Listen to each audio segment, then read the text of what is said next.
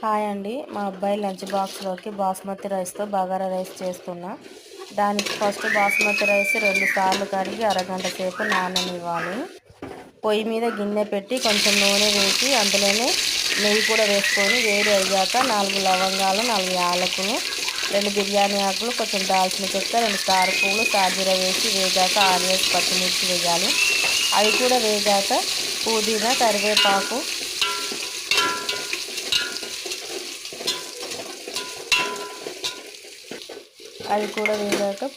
కరివేపాకు, కొత్తిమీర వేసి ఒకసారి కలిపిన తర్వాత అల్లం పేస్ట్ వేసుకోవాలి.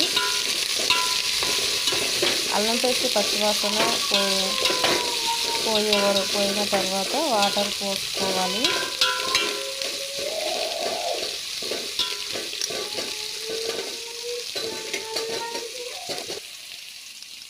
ఒక గ్లాసు బియ్యానికి 2 గ్లాసుల నీళ్లు తీసుకోవాలి.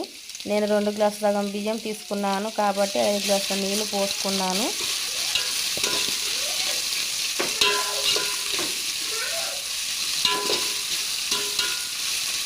దాంట్లోనే సరిపడా ఉప్పు వేసుకోవాలి. నీళ్లు పోసిన తర్వాత నాకు తర్వాత టేస్ట్ చూసుకోవడానికి తెలియదు, మళ్ళీ బియ్యం వేసిన తర్వాత నీళ్లు మరిగాక కడిగి పెట్టుకున్న బియ్యం వేసి ఉడుకుతుండగా మంట సిమ్లో పెట్టి దమ్ పెట్టుకుంటే బగారా రెడీ.